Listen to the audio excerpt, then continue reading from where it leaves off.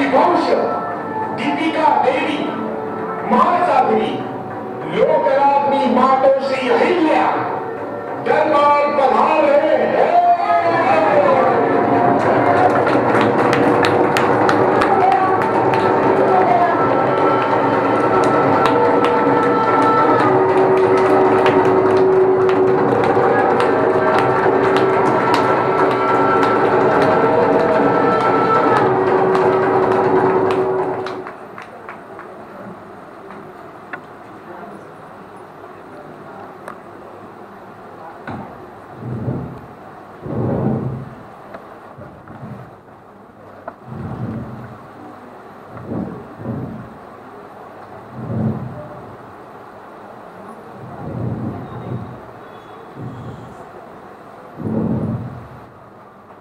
महेश्वरचा हा दरबार आता खालीच झाला, न्याय निवाडा झाला, लोक समाधानाने परत गेली आणि आम्ही येऊन बसलोय महेश्वरच्या या राजवाड्यात नर्मदा माईच्या तीरावर। आमच्या इतिहासाची पानं पाहत ही नर्मदा माई वाहते, सारी सुख दुःख आम्ही या माईशी बोलतो। आघातावर आघात, आघातावर आघात सोसत आयुष्य पुढं न्यायचं एवढंच आमच्या हातात। आता हे जगणं जणू वज वाटायला लागलंय। ही मालव्याची प्रजा आम्हासने हाक मारते, मातोश्री मातोश्री। तेव्हा आम्हाला आठवतं आमचा मालेराव, आमची मुक्ता, आमचा नथाबा, आमच्या पोरी सोरी, आणि पुन्हा पुन्हा मन भूतकाळाकडे जात। जसं वय वाढायला लागलंय तसं भूतकाळ जादाच आठवायला लागलाय। तो बघा आमचा चौंडीचा वाडा, आमचे वडील मानकोटी शिंदे गावचे पोलीस पाटील, 4 चौकीवाला।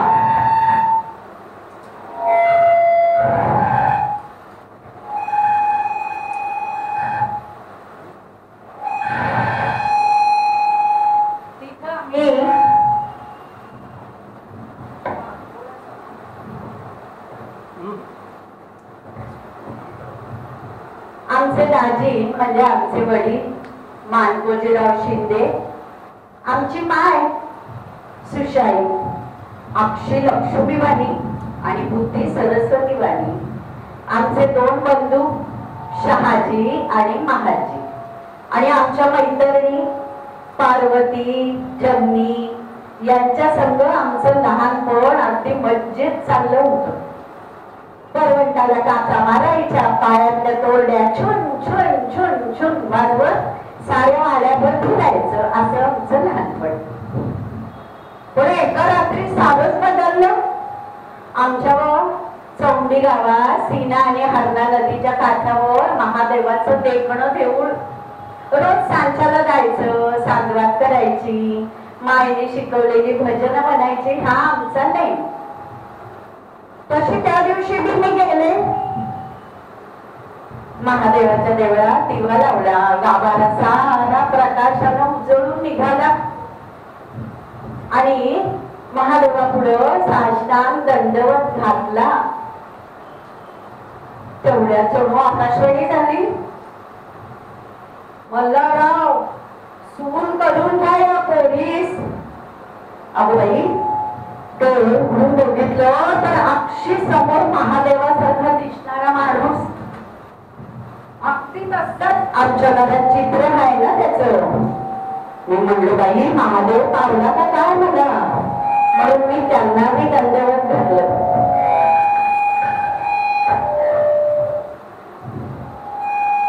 त्या महादेवासारख्या दिसणाऱ्या माणसानं मला विचारलं, पोरी नाव काय तुझं? मी बी आयती उत्तर दिलं, अहिल्या।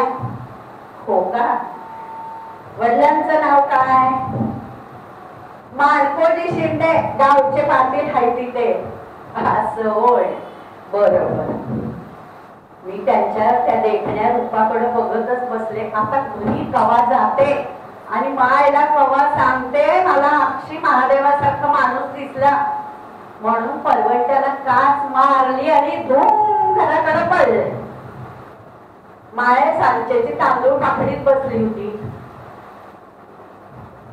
अगं माय, अगं काय राहिले, काय अशी धावपळ करत आली?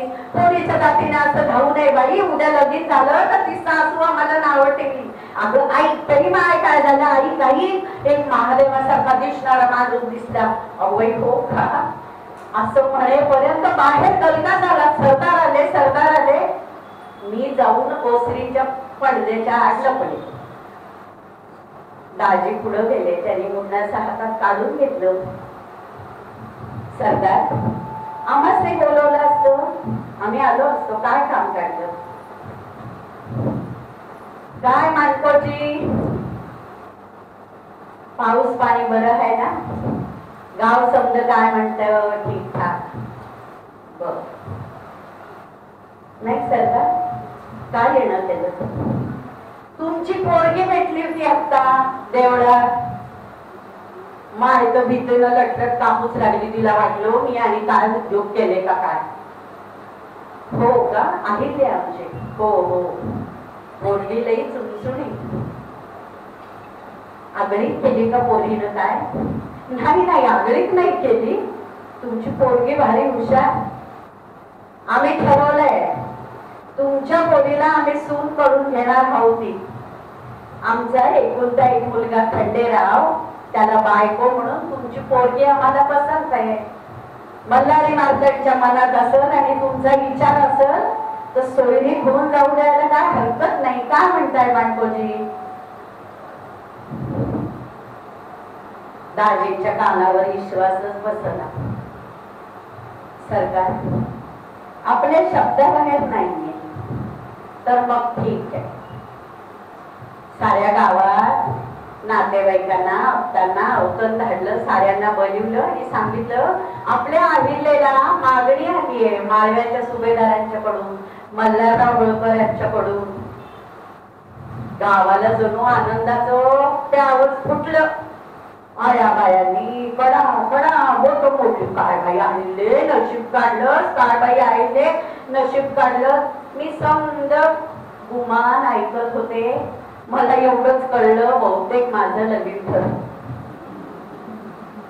आता मला छान छान शालू नेसायला मिळणार, दात घालायला मिळणार आणि मुख्य म्हणजे मोतीचुराचे लाडू भरपूर खायला मिळणार. थोड्याच दिवसात आमचं लगीन बाजीराव पेशव्यांच्या अखत्यारीत आणि माळव्यांच्या सुभेदारांच्या इथं आम्हाला साधेसो थाटात पार पडलं. आणि चौंडीची ही ग्रामकन्या मजल दर मजल करत इंदोरास आली पालखीमध्ये बसून. पालखीतून पाऊल बाहेर टाकलो आणि बघतच राहिले. बाई केवढा मोठा तो राजवाडा, मोठे मोठे खांब, त्याच्यावर जरीचे पडदे, सगळीकडे नुसतं सजलेलं आणि पायाखाली मऊ मऊ बालीच्या पाय जायला लागला. मनात म्हटलं आता जरी पार्वती असती तर पळापळी खेळायला काय मज्जा आली असती नाही. तेवढ्या नोकर माणसांनी मुजरे केले. मग आम्ही पदर सावरला नाही. आता आम्ही कोणीतरी महत्वाच्या आहोत. माळव्याच्या राणी, धाकल्या राणीसाठी बालपण सरलं, पोक्त पण अंगावर चढ. आता आम्ही बाईजींच्या मागं फिरू लागलो. शालू शेल्यांनी लगडलेल्या, दागिन्याच्या ओझ्याने वाकलेल्या. पण एक समज लक्षात आलं, बाईजी जे जे करतात ते आवाजनी करायला हवं. बाईजी म्हणजे आमच्या सासूबाई गौतमाबाई साहेब. आम्ही लगीन करून आलो पण आमच्या घरात 4 सासवा, म्हणजे धन्यांच्या आई गौतमाबाई, द्वारकाबाई, बनाई आणि 4 वर्षानं मोठ्या असलेल्या आमच्या सासूबाई हरकू मावशी, खानदाराणी. मामांजीच्या तलवारी सगळं लगीन करून आलेल्या. त्या तर जणू आम्हाला मैत्रिणी सारख्याच वाटायला लागल्या. आता आम्ही वाडाभर फिरू लागलो. वाड्याचा काना कोपरा माहीत करून घ्यायला लागलो. बाईजींच्या बरोबर देवळात जाऊ लागलो. प्रवचन कीर्तन ऐकायला लागलो. व्रत वैकल्य आचरावू लागलो. पोथी पुराण ऐकू लागलो. पहाटे उठावं, स्नान करावं, बाईजींच्या पूजेची तयारी करावी. पहाटेच्या परवरी पंतोजी शिकवायला गेले आम्हाला आणि धन्याला. पण धन्याचं बिलकुल लक्षच नाही शिक्षणात. आणि आम्ही मात्र ते शिकवतील ते पाण्यासारखं गटा पेटतो. वाड्याचा काना कोपरा आम्ही माहीत करून घेतला. मुळातच नजर तीक्ष्ण, बोलणं कमी आणि वागणं धोरणी. त्यामुळे वाड्यात काय चाललंय, वाड्यातलं राजकारण, फडावरचं राजकारण सारं मन टिपून घेत होत. काही मनात ठसत होत, काही साठत होत, काही इसरलंही जात होत. पहाटे उठून बाईजींच्या बरोबरीने आम्ही वाड्यात रंगू लागलो. दिवस जणू पळत होते आणि एक दिवस वाडा फुलांनी माळांनी सजवला. सासूबाईला विचारलं हरकुमाशीना, हरकुमाशी काय आहे हो वाड्यात? त्या म्हणल्या वाटतं सासूला सरंजाम मिळायचा आहे. सरंजाम म्हणजे काय असतं? त्या काळी धनगर समाजात 1 रुपया नवऱ्यानं मिळवला तर 4 आणे बायकोच्या नावाच्या. आमच्या मामांजींनी सांगितलं आम्ही तुमच्या बरोबर तलवार मारतो. उद्या आमचं काही बरं वाईट झालं तर आमच्या कुटुंबाला काहीतरी आर्थिक स्थैर्य पाहिजे. त्या परत्वे त्या आमच्या सरंजामातला हिस्सा काढून आमच्या कुटुंबात देण्यात यावा. आणि पैशांनी लगोलग 3 लाखाची जहागीर आमच्या बाईजींच्या नावाने केली. त्याचा आज शिक्का कट्यार मिळायचं होतं. शिवाय आमच्या धन्याला देशमुख पद, कुलबाव पद ते मिळायचं होतं. 2 जहागिऱ्या मिळायच्या होत्या. आम्हाला जास्तच नटवलं आज. मामांजी तर इतके खुश झाले. अहिल्याचा शपथ महत मंगल. अहिल्याच्या पायगुणाने आज मोठा जहागीर मिळाली, सरंजाम मिळाला. असं करता करता आता धनी 12 वर्षाचे झाले. अजून त्यांची 2 लग्न झाली. गावड्यांच्या पार्वतीबाई आणि अली बहादरांच्या सुरताबाई. पण मोठेपणाचा मान मात्र आमच्याकडच. आम्ही मोठ्या ना, आम्ही थोरल्या. तेवढ्यात आम्हाला बदल आला. लहान आलं. होळकरांच्या वाड्यात हा उत्सव दंडळला. चांदीचं मखर केलं, मोत्याच्या झालरी सोडल्या, पंचपक्वान्नाचा दरवळ सुटल्या. सरदारांच्या, दरकदारांच्या, शिपायाच्या साऱ्या या बायांना जेवायचं आमंत्रण केलं. लुगड्या चोळ्यांनी पेटारे भरले, अलंकारांनी पेट्या भरल्या. आणि मुख्य आनंद म्हणजे चौंडीहून आमची दाजी, आमची माय, भावजया, भाऊ सारे आले. आमच्या मायनी ते सारं वैभव बघून सांगितलं, आले काय बाई नशीब काढलं. 4 वेळा पदर उतरून टाकला आमच्यावरून. शिवाय बाजूला घेऊन काही गोष्टी मी समजवल्या. अहिले नवऱ्याला आपल्याचं करायचं असतं तर त्यांच्या कोणत्या गोष्टीला नाही म्हणायचं नाही. बाई पतिव्रता धर्म आहे तो. एकांतात काही गोष्टी समजून सांगितल्या. आणि आता आम्ही धन्यांच्या दालनात राहू लागलो. धन्यांच्या बरोबर रणांगणावर, मोहिमांवर जाऊ लागलो. आम्ही ठरवलं होतं नसताना का आम्ही दिसायला चांगल्या, पण आपल्या पातिव्रत्याच्या जोरावर धन्यांची मर्जी संपादन करायची. पण कसं काय आधीपासूनच अशुका वाड्यामध्ये यायलाच लागलेल्या होत्या. नाटकशाळा यायला लागलेल्या होत्या. आम्ही खूप कोशिश करत होतो धन्यांची मर्जी संपादन करायची. पण धनी मनाने कोस होत, कुठं काय चुकत होतं काही कळत नाही. मामांजी आम्हाला लढाईच्या वक्ताला बरोबर घेऊन जातो. रणांगणावर आम्ही तोफांचे आवाज ऐकत होतो, घोड्याच्या कापा ऐकत होतो, जखमी झालेल्या शिपायांच्यावर औषधोपचार करत होतो, त्यांच्या खाण्यापिण्याची व्यवस्था बघत होतो. मामांजीने आम्हाला तोफखाना दिला होता. तोफखाना कसा असायला पाहिजे, तोरणांगणापासून किती दूर असायला पाहिजे, तोफा कशा ओढायच्या, त्याच्यासाठी लागणारे बाणाई ढालाई कसे असायला, वाहून नेणाऱ्या बैलगाड्या कशाला हव्यात, त्याचे बैल कसे हवेत आणि त्यांचा दाणा गोटा कसा हवा, आम्हाला मामांजी सारं समजून सांगत होते. आमचं मन टिकवत होतं. खरं तर हे सारं धन्यांचं काम, पण धन्यांचं कोणी लक्षच नाही. मद्य, घुटी, आशुका, माशुका, रंग, ढंग आणि निकम्मे दोस्त यांच्यात धन्यांचा वेळ जातो.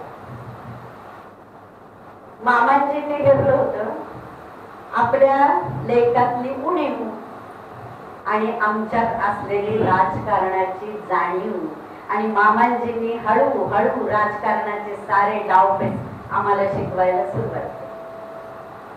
आम्हाला मस्तकी समजून सांगत, पेशव्यांची गादी, छत्रपतींची गादी, आपली त्यांच्या पायात असलेली निष्ठा, आपलं असलेलं कार्य, आपले मुलूक, आपले परगाणे, आपले युद्ध, आणि हे सारं आम्ही हळूहळू शिकत होतो. आता आमच्या संसाराच्या कमानीवर वेळी चढला. आम्हाला पहिला मुलगा झाला, मालेराव. होळकरांना वंशज मिळाला. हत्तीवरनं साखर वाटली आणि त्याच्या कौतिकात दंग असताना धाकटी मुक्ताबी जन्मली.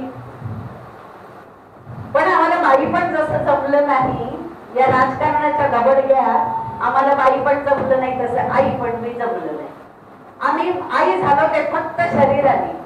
उदावंश, सीतावंश, बाईजी, हरकू मावशी यांच्यावर पोरांना टाकून आम्ही राजकारणात स्वतःला झोपून दिलं. लुगड्यामध्ये कणखर मन घेऊन आम्ही राजकारण करू लागलो.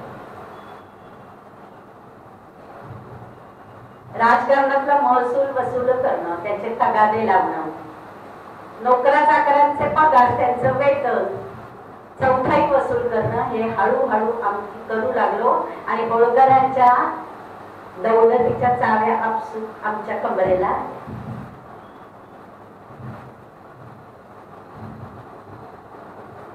पण नियतीचा चक्रवात फार प्रबळ. ती कधी कुणाला उंचीवर नेईल आणि कधी कुणाला कुठून फेकून देईल याचा काही नेम नाही. कुंभेरीच्या सूरजमल जाटाशी या रघुनाथराव दादा पेशव्यानं खंडणीसाठी युद्ध सुरू केलं. त्यांचा आदेश आला, खंडेरावांना युद्धाला पाठवा आमच्या बरोबर. ते आमचे स्वामी, नाही म्हणायचा प्रश्नच नव्हता. आम्ही बी त्या मोहिमेवर गेलो. हरकू मावशी, बाईजी, मामांची मागून येऊन आम्हाला तिथं मिळाले आणि सूरजमल जाटा बरोबरच युद्ध सुरू. दोन्ही बाजू तुल्यबळ. पण मराठ्यांना ते हवामान, ती माती नवीन होती. तो राजपुतान्याचा भाग. कुंभेरीचा किल्ला मजबूत, शिवाय उंटावरच्या तोफा, हत्तीवरच्या तोफा, फिरत्या बंदुका, वेळा हटना का फिटना, 1.5 मास झाला तरी काही नाही. धन्यांच्या बरोबर त्यांच्या 2 नाटक शाळा, शबनम आणि सकीना. तिथल्या राहुटीत सुद्धा धन्यांचं मद्यपान गुटी सुरू असायची.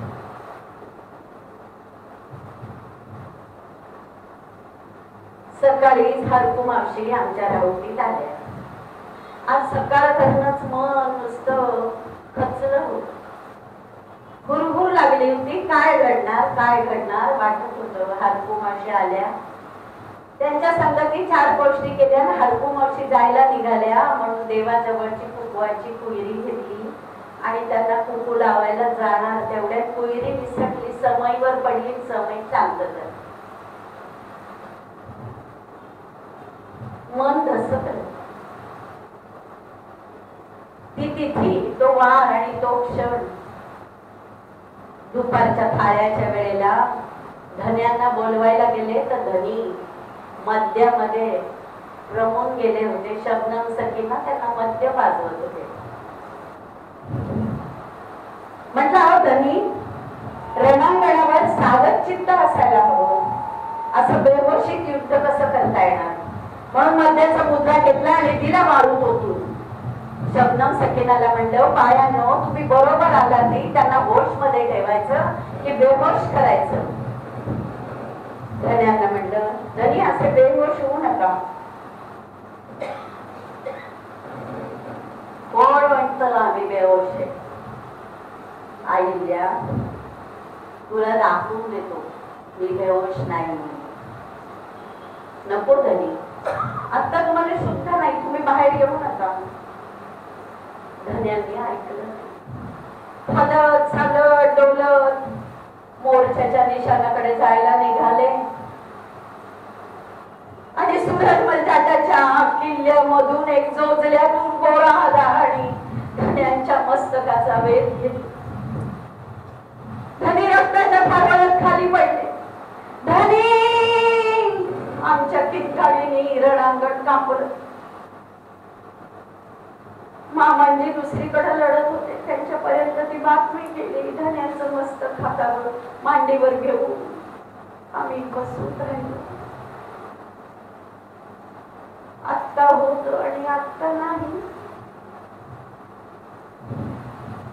आम्हाला सती जायला पाहिजे.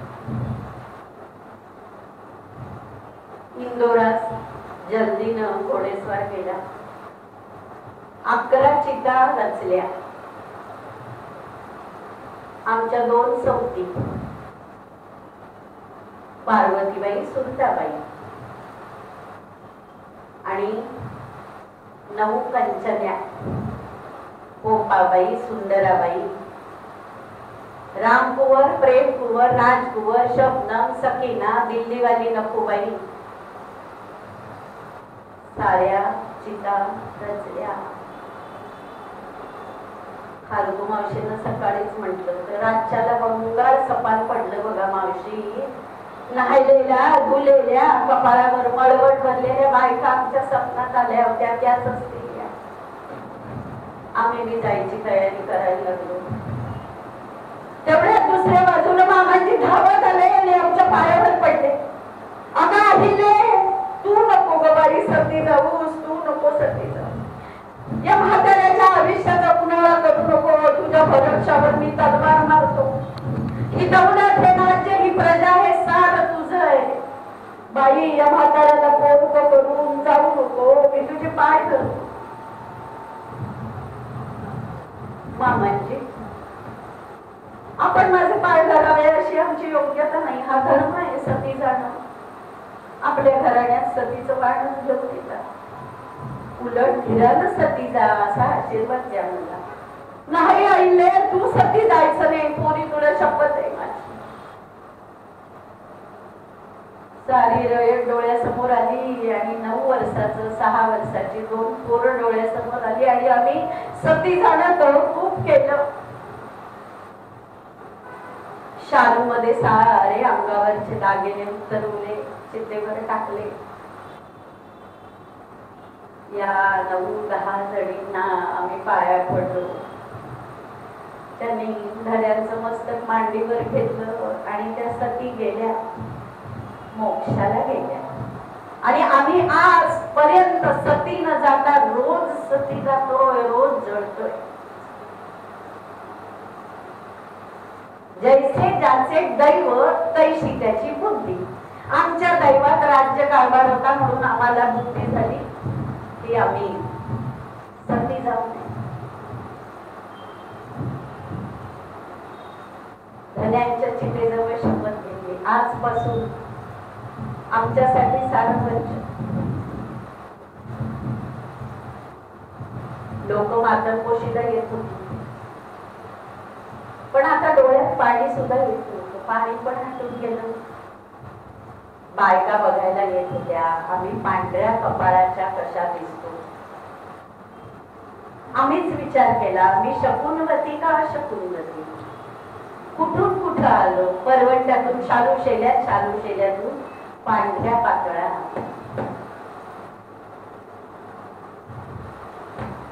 धन्यांचं कार्य झालं, सुतक संपलं आणि आम्ही राज्य कारभाराला लागलो. त्याच्याशिवाय गत्यंतरच. दुःख आलं की पदरात त्याची गाठ बांधायची आणि कामाला लागायचं, ही जणू आमची सवय झाली.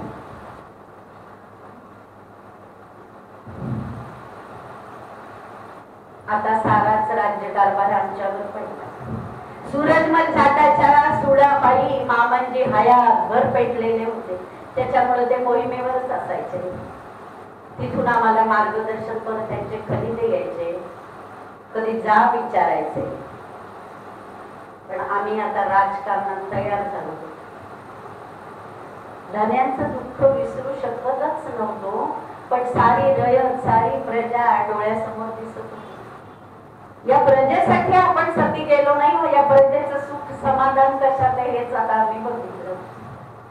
रयतेसाठी आमच्या सोयी सुविधा सुरू झाल्या, रस्ते बांधले, पाणपोळ्या बांधल्या. लोक आम्हाला आता मातोश्री मातोश्री म्हणू लागले. असू दे, धनी गेले, पण आता या मालेरावास आपण शूर करायचं. पण मालेरावाची लक्षणं बी सुधी चांगली नव्हती. मुळातच विकृत बुद्धीचा बुद्धी होती, पण विपरीत. पाड्यामध्ये ब्राह्मण यायचे, दानधर्म करायचो, जेवायला घालायचो. त्यांच्या दानामध्ये, जोड्यामध्ये, कपड्यामध्ये, शालीमध्ये हा इंचू लपवून ठेवायचा, इंगळ्या लपवून ठेवायचा. त्यांनी ते हातात घेतल्यावर इंचू डंख मारल्यावर, ते किंगाळ्या मारायला लागल्यावर हात टाळ्या वाजवून आनंद व्यक्त करायचा. कुंकवाच्या जागी तिकटाची पूल भरून ठेवायचा, त्यांच्या पाटावर खास कोयली घालून ठेवायचा. अत्तराच्या कुपीमध्ये गोमूत्र घालायचा. असले विकृत चाळे. आमचं नशीबच खोटं म्हणून असा पोरगा जन्माला. एकदा मामांची मोहिमेवरून आले, ते मालेरावाचं लगीन ठरवलं.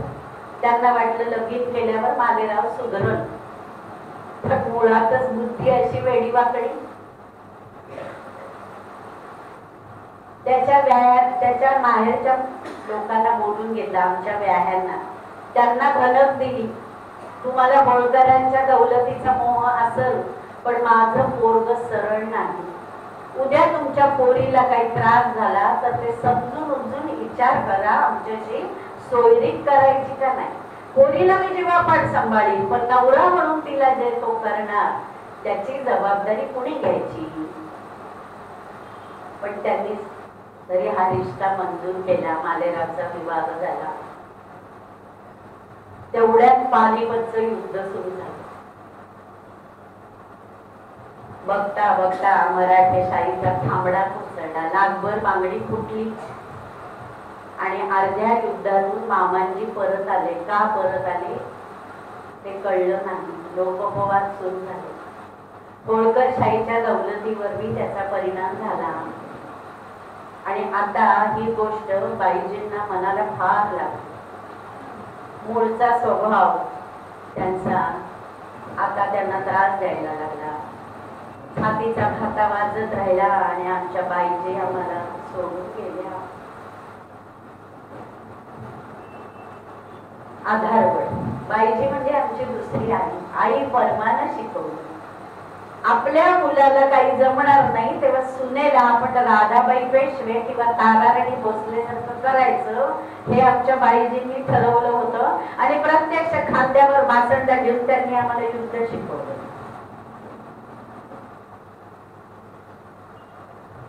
बाईजी गेली,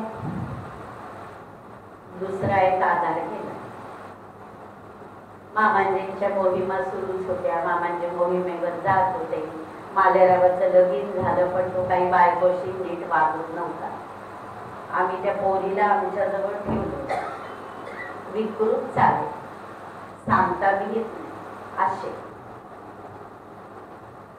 अचानक मामांजी मोहिमेवर गेलेले असताना कानाला ठणका लागला आणि 4 दिवसामध्ये ज्वर येऊन मामांजींचं देहावसन झालं.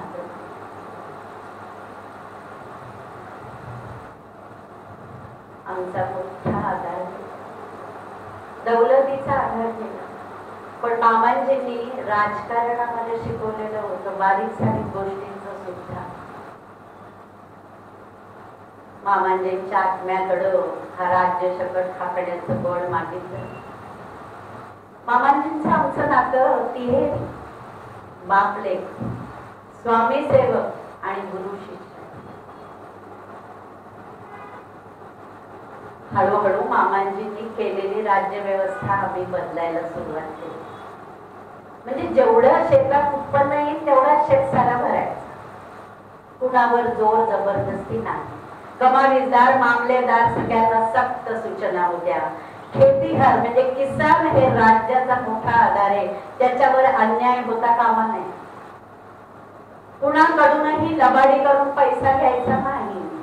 सगळे हिशेब स्वच्छ असले पाहिजेत. आमचा खाजगीचा राज्य कारभार वेगळा, सरकारीचा राज्य कारभार वेगळा. हा पैसा याच्यात नाही. वेळ प्रसंगी खाजगीतला पैसा आम्ही राज्यात घालत होतो, पण राज्याचा एक दमड सुद्धा आम्ही कधी वापरलं नाही. 7-12 सुरू केला. प्रत्येक शेतकऱ्यांनी जबरदस्ती 12 झाडं लावायची फळाची. 7 झाडाचं उत्पन्न स्वतः खायचं, 5 झाडांचं उत्पन्न सरकार जमा करायचं. ओसाड जमिनीवर लागवड केली. बोर, चिंचा, आंबा, फणस, बाभळी ज्यांनी थंडावा मिळू शकला. मुळं खोलवर गेली. माळव्यात कधी दुष्काळ नाही पडला. जो कोणी वृक्षाची लागवड तोडेल त्याला जबरदस्त कर सुरू केला. आमचा राज्यकारभार चालू होता. आणि आता मामांजी गेल्यानंतर सुभेदार पदाची वस्त्र मालेरावच्या नावाने आली पेशव्यांच्याकडून. आम्ही पेशव्यांना विनंती केली होती राज्यकारभार आम्ही करू शकतो, पण बाईनं राज्यकारभार करावं हे कुठे मान्य होतं. ती सनद आली ती मालेरावच्या नावानं. पण आम्हाला माहिती होतं सनद जरी मालेरावच्या नावानं आली तरी तो राज्यकारभाराचा सारा डोलार हा आमच्याच खात्यावर. पण आता मालेराव हळूहळू राज्यकारभाराकडे बघायला लागला. पत्रव्यवहार करू लागला. कमावीदार मामलतदारांशी बोलू लागला. पण आमच्या मनाची धास्ती काही कमी नव्हती. हे पोरग कोणत्या क्षणी काय करेल याचा काही नेम नव्हता. आणि झालं तसंच. ज्याची भीती आम्हाला होती तसंच झालं. आम्ही देपाळपुरात गेलो होतो. जाताना 4 चांगली माणसं त्याच्या भोवती पेरली होती. एका दृष्टीने मालेरावास नजर कैदेतच ठेवलं होतं, कारण आम्हाला आमच्या पोरावर विश्वास नव्हता. देपाळपुरात काही कामानिमित्ताने गेलो होतो. तेवढ्यात घडायचं तेच घडलं. एक विणकर होता. त्याची प्रेयसी ही मालेरावची आवडती दासी होती, हिरादासी. आणि त्या विणकरावर याचा संशय. तो विणकर नेमका वाड्यात आला. मालेरावानं वरून त्याला बघितला. क्रोधाने लालेला झाला. आला खाली आणि खंजीराने विणकरावर सपासप वार केले. रक्ताच्या चिरकांड्या उडाल्या आणि या इंदोरच्या राजवाड्याच्या भिंती भरल्या. त्या क्षणी तो विणकर तिथल्या तिथे मृत्युमुखी पडला. पण जाताना शाप देऊन गेला, मालेराव तुला मी जगू देणार नाही. तुझा गळा आवळून तुझा जीव घेईल. वध घडायचा घडून गेला होता. शिपायांनी मालेरावास आवरलं, पण त्याचा काही उपयोग नव्हता. आता मालेरावाला पश्चाताप झाला, पण त्याचा काही उपयोग नव्हता. त्याला आता स्मृतिभ्रंश व्हायला लागला. जळी स्थळी काष्टी पाषाणी त्याला तो विणकर दिसू लागला. त्याला दुधामध्ये त्या विणकराचं शीर दिसू लागलं. पानामध्ये त्या विणकराचं रक्त दिसू लागलं. मालेरावाचं अन्न पाणी तुटलं. उर्मट उद्धट मस्तीखोर असलेला मालेराव, रंगढंग करणारा विकृत असलेला आता हीन दीन झाला. आधीच विकृत बुद्धी, त्याच्यात सत्ता हातात आल्यावर मालेरावांनी होळकरांच्या साऱ्या राज्यकारभाराची दाणादाण उडवून दिली. पण आता हा मालेराव खंत व्हायला लागला. अन्न पाणी जाईना. दरबाराचा वेळ वगळता आम्ही उषा पायथ्याशी मालेरावाजवळ बसून होतो. शंकरावर संततधार केली. दानधर्म केला. अनुष्ठानाला ब्राह्मण बसवले. पण मालेराव जगू शकला. आम्ही त्याला शिक्षा देणारच होतो विणकराच्या खुनासाठी, पण नियतीनेच त्याला शिक्षा केली.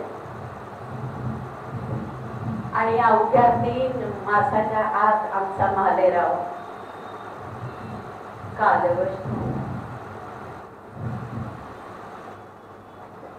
मामांजींच्या बरोबर 2 सती गेलेल्या पाहिल्याच होत्या, बनाई आणि वारका. आता परत मालेरावाच्या 2 बायकांना सती पाठवायची तयारी चालली. पहाडांची मैना आणि वाघांची पिरता. त्यांच्या आई वडिलांना आम्ही बोलून घेतलं. म्हणजे व्याधी, अहो मंगळसूत्राचा फास या पोरींच्या गळ्यात म्हणून यांना सती पाठवायचं का? या नवऱ्याकडे 4 प्रेमाचे शब्द नाही त्यांना मिळाले. ही कुठली प्रथा सती जाण्याची? सती या प्रथेची आम्हाला अत्यंत चीड होती. सती गेल्याने वेळी 42 पिढ्यांचा उद्धार होतो, स्वर्गामध्ये घंटानाद होतो. अंधाराकडून उजेडाकडून अंधाराकडे नेणाऱ्या प्रथा आम्हाला मंजूर नाही. आम्ही त्याला अंधश्रद्धा म्हणतो. अंधाराकडून उजेडाकडे नेणाऱ्या रूढी परंपरा आम्हाला मान्य आहे. सतीमध्ये पाठवायचे. कुणी बघितलं स्वर्ग? कुणी 18 घंटानाद? बाई मेली म्हणून एक तरी पुरुष जाईल का? सती 15व्या दिवशी बोलल्यावर चढेल. आयुष्यभर आम्ही कशाला घाबरलो नाही? घाबरलो तो फक्त सतीच्या किंकाळ्यांना. आणि त्या अग्नीतनं बाहेर पडायला लागल्यावर त्यांना ढोसणाऱ्या त्या रांगड्यांना, या गोष्टींना आम्ही आयुष्यभर घाबरलो.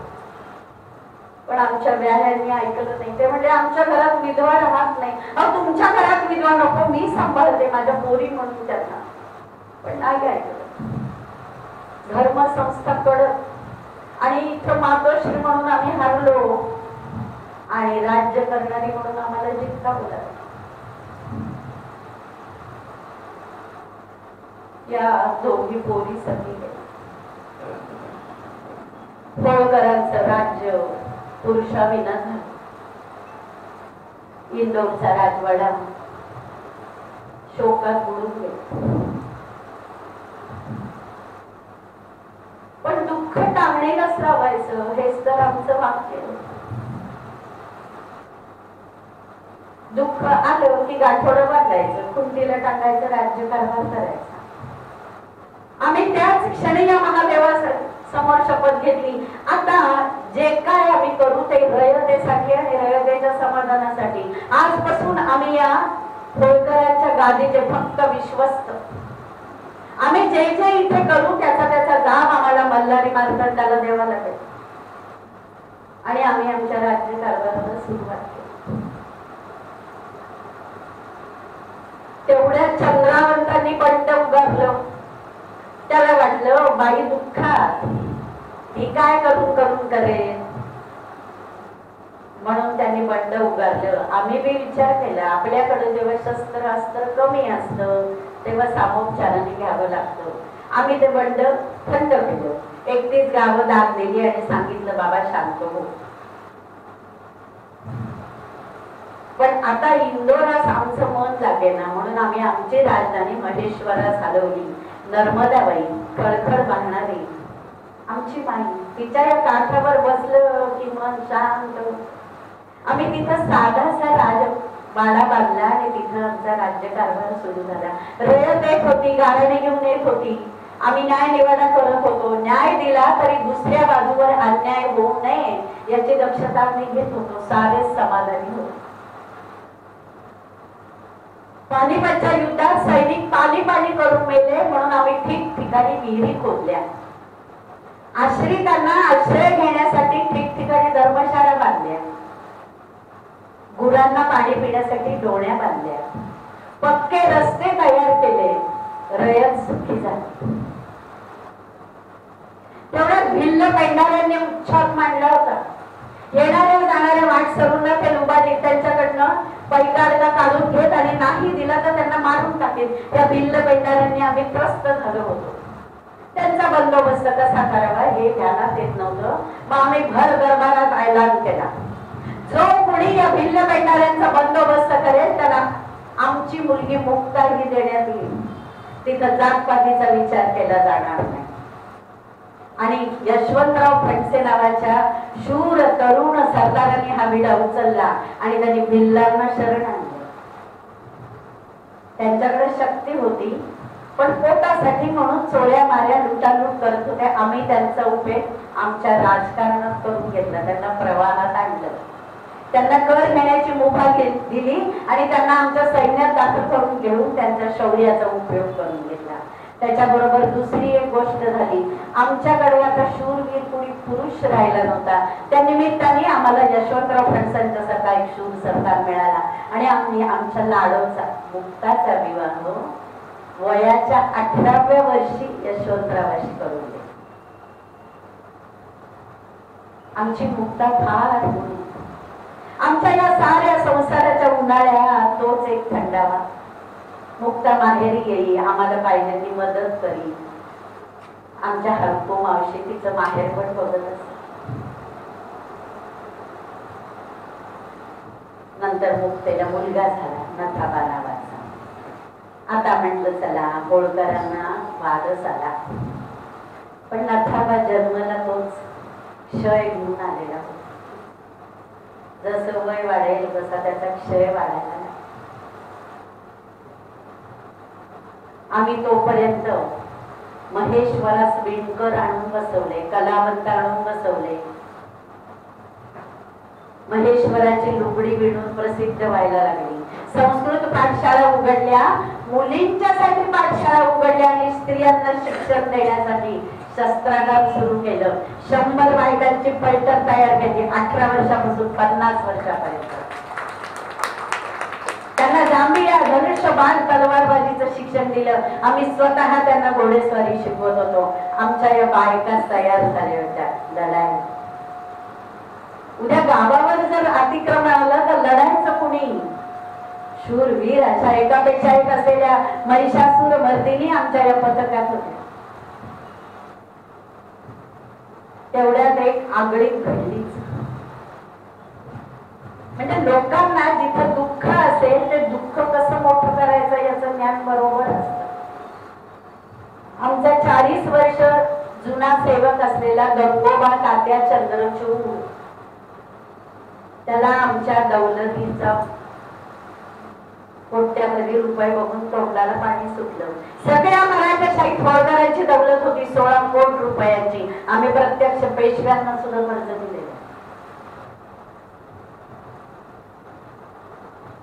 त्यांनी रघुनाथराव पेशव्याला खलिता धाडला. बाई दुःखार नवी, दौलत बैतलमाल झाली आहे, आपण येऊन समेटावी, आम्ही आतून आपल्याला मदत करू. आमचं हेर खातं मजबूत होतं. आम्ही काही कच्च्या गुरुचे चेले नव्हतो. आम्हाला बरोबर भनक लागली, रघुनाथराव चाल करून येणार. आम्ही आमच्या बायकांना सराव द्यायला सुरुवात केली, त्यांना चिलखत दिली, त्यांना शिरस्त्राण दिलं. राज्याला बायका आमच्या सराव करू लागल्या युद्धाचा. त्याच्याबरोबर आम्ही उदयपुरास तुकोटे होळकरास पत्र लिहिलं, जेवण असलं तर हात धुवायला महेश्वरास या.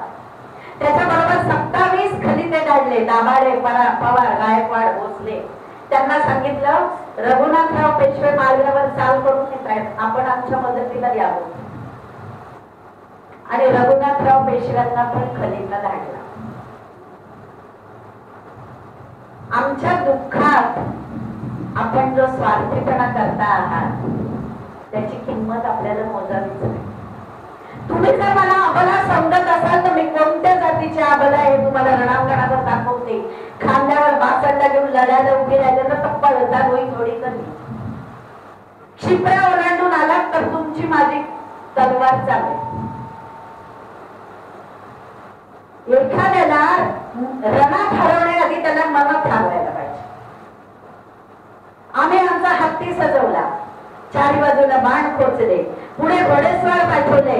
आमची जय जयकार करत घोडेस्वार पुढे गेले. मातोश्री अहिल्याबाई की जय. आणि आम्ही खुद्द रघुनाथरावाशी लढायला झालो. आम्ही म्हणतो आम्ही बोलून चालून बायका हरलो तरी कीर्ती मिळवू, पण तुम्ही बाईकडून हरवलं तर तुम्हाला तोंड दाखवायला लाज वाटेल. विचार करा. आता रघुनाथरावाला थोडं शहाणपण सुचलं. आमचे स्वामी होते शेवटी पेशवे. त्यांनी मत बदललं आणि आम्हाला सांगावं लागला, मातोश्री आम्ही शांतवनाला येत होतो. शांतवनाला 50,000ची फौज घेऊन मी म्हटलं शांतवनाला या स्वामी, आणि इथली फौज इथलं सैन्य आपलंच आहे.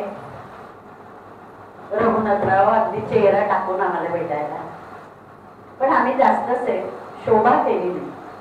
त्यांचा मान त्यांना दिला. 4 दुःखाचे शब्द बोलून रघुनाथराव परत गेले डाव हरून, आणि कोणतंही युद्ध न करता आम्ही जिंकून महेश्वरच करणार. बांगड्या भरणारे आणि दान धर्म करणारे हात वेळ पडली तर काय करू शकतात हे आम्ही जागोजागी दाखवून दिलं. रघुनाथरावाला निपटलं नाही तो परत चंद्रावर त्यांनी डोकं वरती काढलं. मागच्या वेळेला 31 गावं देऊन याला सोडला. आता नाही, आता याला तुर्तास खेचला पाहिजे. साऱ्या सरदारांना ताकीद दिली, जो कोणी राणाच्या विरुद्ध लढणार नाही त्याचं मस्तक उखळात घालून मी खेचीन. मी स्वतः युद्ध नगारा वाजवला आणि दोन्ही हातात दांडपट्टा घेऊन मी चंद्रवंताच्या सैन्यात घुसले आणि पार नेस्तनाबूत केलं. ही अहिल्याबाई काय करू शकते हे आम्ही दाखवून दिले. दानधर्म करू, राज्यकारभार करू म्हणून युद्ध करणाऱ्याला, आमच्याकडे वाकडी नजर करणाऱ्याला सोडणार नाही आम्ही. हे राज्य आमच्या पूर्वजांनी भांडविवय करून नाही मिळवलंय, रगत पशीना एक करून मिळवलेलं आहे. ते असं डोळ्या देखत नाहीच झालेलं आम्हाला चालणार. सोबान सिंग आमच्या समोर तोफीच्या तोंडी दिला मी त्याला. वेळ प्रसंगी डोळ्यात पाणी आणणारी अहिल्या समोर काय करू शकते हे बी आम्ही त्यांना दाखवू. राज्यकारभार चालला होता, सोयी सुविधा होत होत्या. पैठणास नाथांच्या इथं आम्ही अन्नछत्र चालू केलं. कोल्हापूरच्या महालक्ष्मीला हळदी कुंकवाला आणि नैवेद्याला निधी मंजूर केला आणि पुण्याच्या तुळशीबागेत रामपंचायत आले. तिथं मोठ्या प्रमाणात उत्सव सुरू असतो. तिथं आम्ही दरवर्षी रामनवमीला अन्नदानासाठी 100 रुपये मंजूर केले, ते आजतागायत आहे. केदारनाथाच्या मंदिराला आम्ही देणगी दिली. सोमनाथाचं मंदिर जे पाडलं होतं त्याचा जीर्णोद्धार केला. काशी विश्वेश्वराचं मंदिर बांधलं. जिथं जिथं म्हणजे शंकराच्या मंदिराला मोगलांनी तोडलं होतं, फोडलं होतं, तिथं सगळीकडे आम्ही जीर्णोद्धार केला. फक्त दगड मातीच्या विटा म्हणून ते बांधकाम नव्हतं. आमच्या धर्मसंस्थांना जर तुम्ही हात लावला तर त्याचे परिणाम वाईट होणार नाही हा संदेश होता. ही मंदिरं आमच्या नीतिमत्तेची मंदिर आहेत, याला कोणाचा हात लागता कामा नाही असा आमचा विश्वास होता. आणि म्हणून आम्ही ठिकठिकाणी जीर्णोद्धार केला. मंदिराचं नवीन मंदिर बांधलं. नर्मदे काठी आमच्या खाजगीच्या पैशातनं सुंदर घाट बांधले. लोकांना बसायला पायऱ्या केल्या. स्त्रियांना कपडे बदलायला बंदिस्त ओढ्या केल्या. पूर्व पश्चिम दक्षिण उत्तर सारं चांगल्या रस्त्यांनी जोडायचं. हिंदुस्तान जोडो असा आमचा संकल्प होता. हळूहळू आमचा संकल्प पूर्ण होत होता. पण धवल शुभ्र राज्यकारभार आणि काळाकुट्ट संसार हे आमच्या आयुष्याचं गणित होतं. नथाबा कोठावर झाला, 5 वर्षाचा झाला. हौसेनी लगीन करून दिलं बाळाबाई आणि दुसरं लगीन केलं गौराबाई.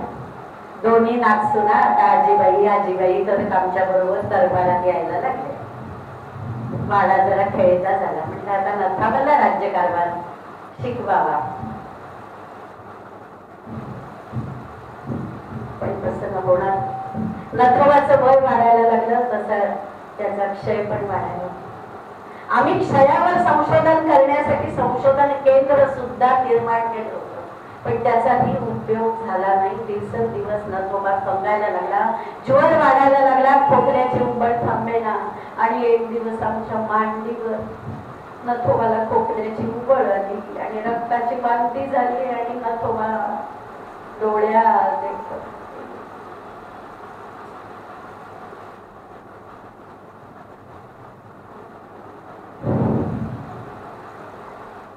आता पुन्हा प्रसंग सतीचा. त्याच्या त्या दोन चिमुकल्या बायका कमरेला मिठी मारली. ओ आजीबाई, आम्हाला नाही हो जायचं सती, फार भासत ना हो आजीबाई, फार भासत ना, आम्हाला नका ना पाठव. पुन्हा इतरही आहिल्या हरली. धर्मसंस्थेपुढे अहिल्याचं खाली चालू आहे आणि ते दोन चिमुकल्या पोरी माझ्या समोर चितेवर चढल्या. सती प्रथा बंद झाली नाही तरी त्या प्रथेविरुद्ध समाज मन तयार करता येईल तितकं करत होत.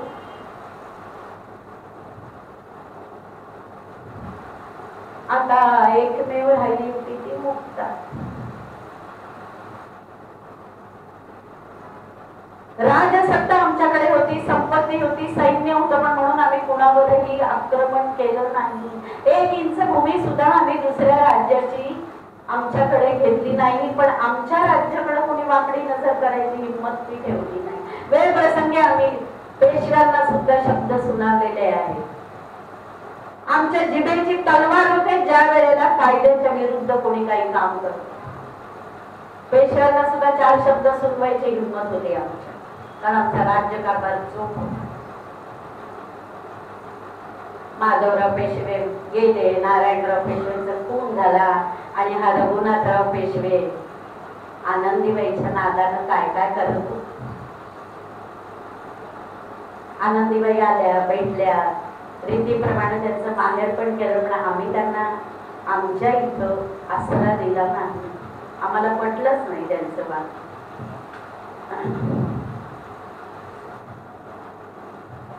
मग दुःखाने पिचून गेलं होतं, पण तरी पुन्हा या रयतेसाठी मी जर सती गेले नव्हते तर रयतेसाठी उभं राहणं हेच माझं कर्तव्य होतं, नव्हे तर माझा श्वास होता.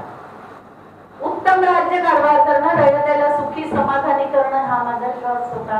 आणि मी मामांजींना दिलेल्या वचनाप्रमाणे जागत होते.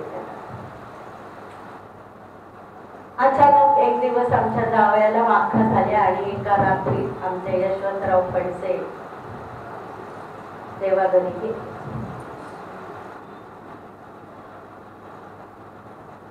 आता पुन्हा प्रसंग आला तो सतीचा. मुक्ता सती जायला निघाली.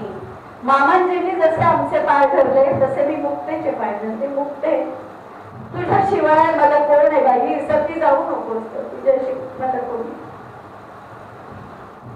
ती म्हणाली, आई तू साऱ्या माळव्याची मातोश्री आहेस, सारी माळव्याची प्रजा तुझी पोरं लेकरं आहे. आमच्या फडसेंच्या घराण्यात विधवा राहत नाही. माझा धर्म आहे सती जाण्याचा, मला सती जाऊ. शेवटपर्यंत कोशिश केली तिने सती जाऊ नये म्हणून. शेवटी अति दुःखाने आम्हाला गुंगीचं चाटक दिलं आणि आम्ही गुंगीत असताना आमची मुक्ता चितेवर चढली.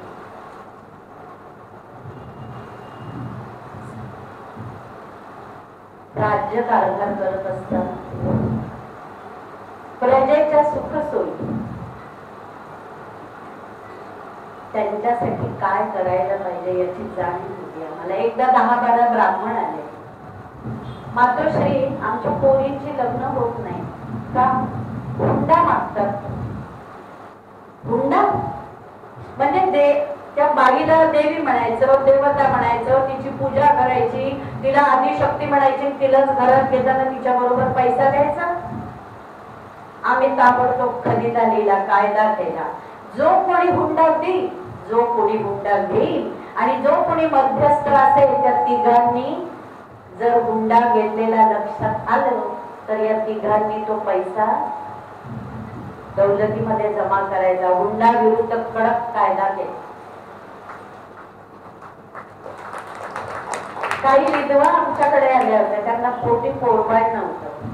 त्यांना हे आदले मधले लोक सांगत होते की तुम्ही दौलत जमा करा, नाही तर आम्ही तुम्हाला अटक करू. त्या दोघी बायका आल्या. मातोश्री आमची दौलत तुमच्या पायाशी व्हायची का ग बायांना, आम्हाला नातेवाईक त्रास देतात, आमचाच दत्तक घ्या, आमचाच दत्तक घ्या असं म्हणतात. तुमच्या मर्जीनेच तुम्हाला दत्तक घेता येईल. तुमच्यावर जर कोणी जबरदस्ती केली तर आमच्याकडे या, आम्ही त्याला बरोबर शिक्षा करू. साऱ्यांना, कमावीदारांना, मामलेदारांना, सरदारांना, सुभेदारांना पत्र लिहिले. दत्तक विधानाचा कायदा बाईच्या मर्जीप्रमाणेच होईल. एकदा आमचे हे गंगोबा तात्या, त्यांनाही वाटलं बाईच्या मांडीवर एक दत्तक द्यावा, बाईला दान धर्माला आपण मोकळे ठेवावाने आपण राज्यकारभार करावा. अजून मन त्यांचं त्या होळकरांच्या संपत्तीसाठी तळमळत होत. एक दिवस दरबारात आले. मातोश्री, काही बोलायचं होतं. बोला. गंगोबा तात्या, तुम्हाला एवढी परवानगी लागते? काय म्हणायचंय तुम्हाला? बोला. नाही, आपण एखादं दत्तक घ्यावा. खामोश गंगोबा तात्या. या होळकरांच्या राज्याची मी एकाची सून, एकाची पत्नी आणि एकाची आई आहे. दत्तक घ्यायचा काय नाही हा अधिकार पूर्ण माझा आहे. प्रत्यक्ष पेशव्यांना सुद्धा त्याच्या ढवळाजवळ करता येणार नाही. हे राज्य आमच्या मामांजींनी मिळवलेलं आहे, त्यांनी आणि मी राखलेलं आहे. या राज्याचं काय करायचं याचा संपूर्ण अधिकार आलेल्या बाईचा.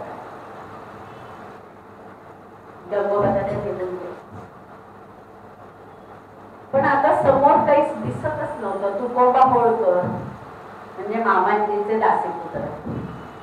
आमची दुपेडी व्यवस्था, त्यांनी लष्कर सांभाळायचा, आम्ही मुलगी कारभार करायचा. पण तुकोबा सुद्धा बाई मध्य त्याच्या रखेली होती राधा नावाची. तिच्या वाड्याबाहेर हत्ती जुलवत ठेवला होता. आम्हाला हे मान्य नव्हतं. लष्कराच्या मोहिमा करता तो पैसा दौलतीत जमा झाला पाहिजे, पण तुकोबा आम्हाला दाब देत नव्हता. आम्ही गाराणं पार नाना फडणीसांच्या पर्यंत मांडलं, पण सारे पुरुष सारखेच. तुकोबाला किती समजूत घातली तरी तो बाज येत नव्हता. आमच्या त्याच्यात फासला वाढतच गेला आणि हे क्लेश, हे दुःख आम्हाला त्रास द्यायला लागलं होतं. समोर या होळकरांची अफाट संपत्ती जपणार, राज्यकारभार जपणार कोणीच नव्हतं.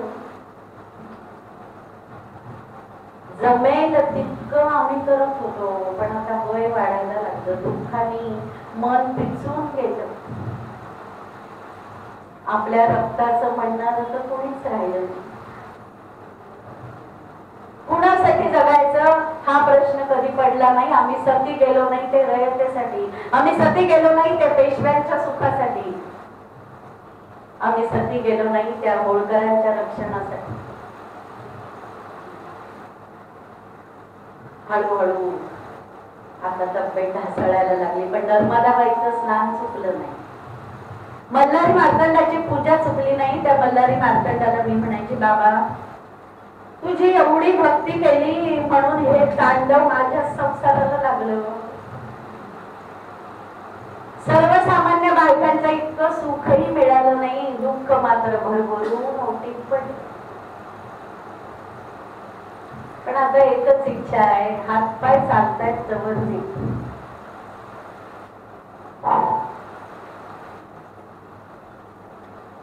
हळूहळू अधून मधून ज्वर यायला लागला आणि आम्ही वळीतलं काळाची पावलं.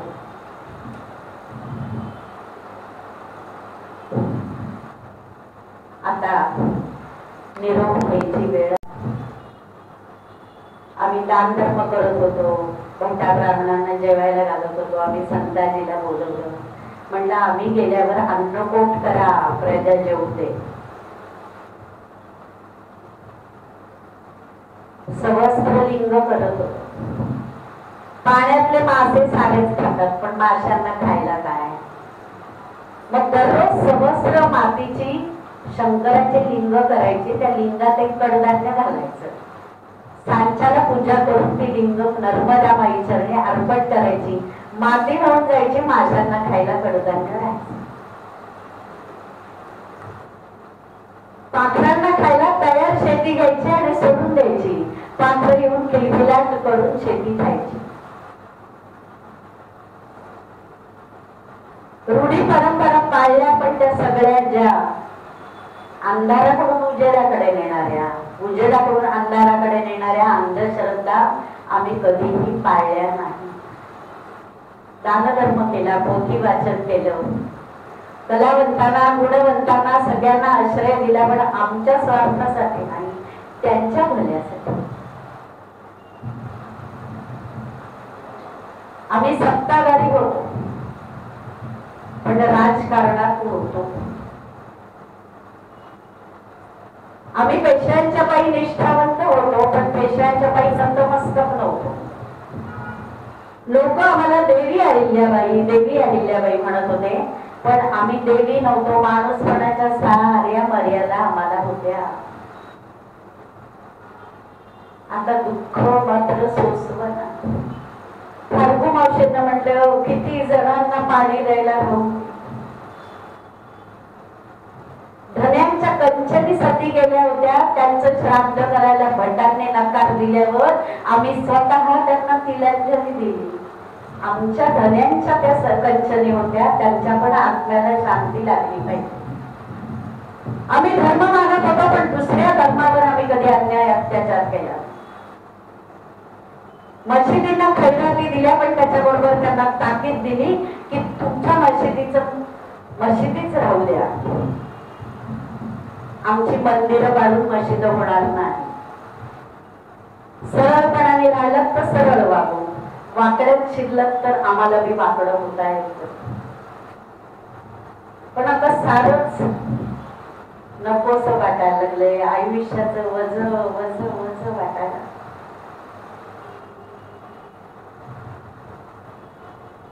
जेवण यायला लागलाय, खोकल्याची उबळ यायला लागली. साऱ्या प्रजेला कळल्यावर सारी प्रजा लोटायला लागली. आम्हाला बघायला म्हटलं अडवू नका, आम्हाला प्रजेचं दर्शन करू द्या, प्रजा आम्हाला बघू द्या.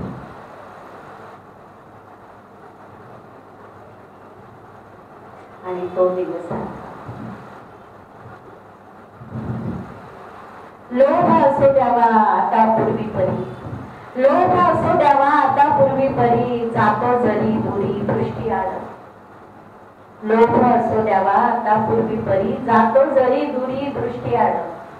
सारे प्रजानन करा बोळवण, सारे प्रजानन करा बोळवण, परी आठवण असू द्यावी, परी आठवण असू द्यावी. धन्यवाद.